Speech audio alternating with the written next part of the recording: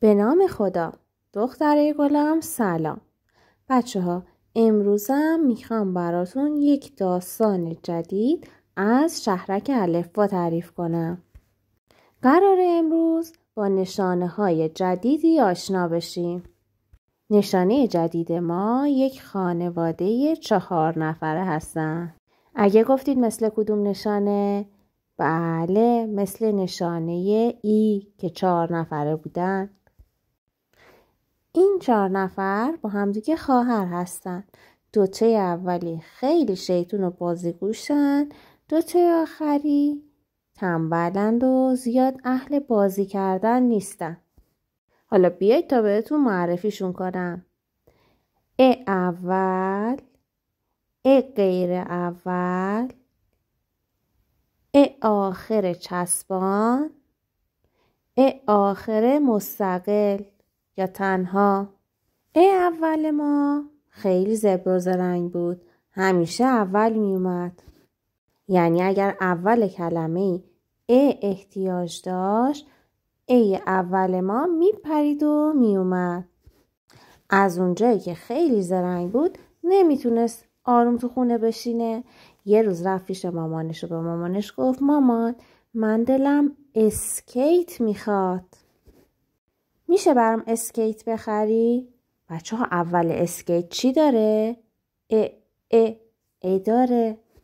مامانشون گفت باشه، بذار از خواهراتم بپرسیم ببینیم اونام دلشون اسکیت میخواد تا برای اونام بخریم.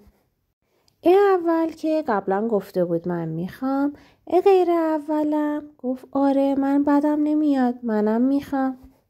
اما آخر چسبان و آخر مستقل و تنها، چون تنبل بودن و همیشه آخر می اومدن، گفتن که نه، ما حوصله اسکیت بازی نداریم.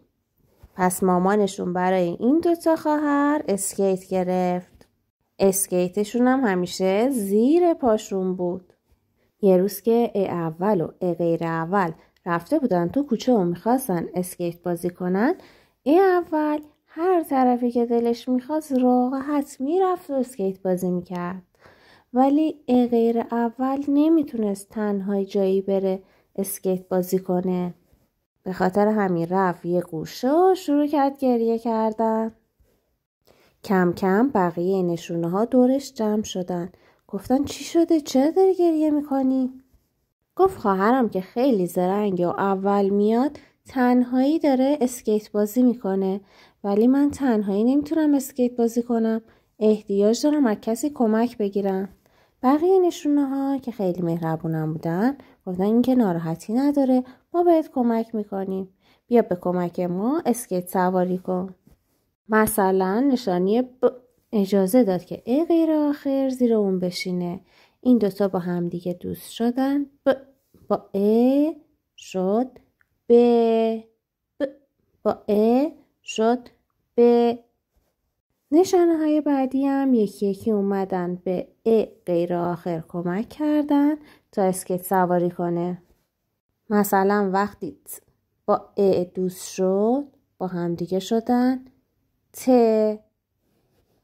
وقتی با دوست شد با هم دیگه شدن نه. م با با هم دیگه شدن م.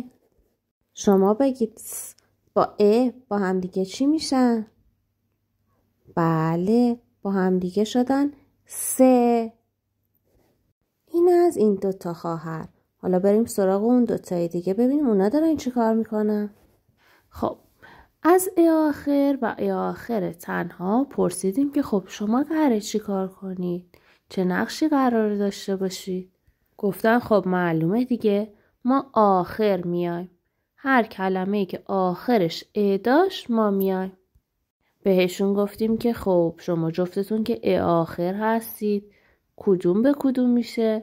نمیشه که جفتتون با هم دیگه بیاید. آخر گفتش که هر نشونه‌ای که دستشو روی خط دراز کرده باشه من میرم و دستشو میگیرم.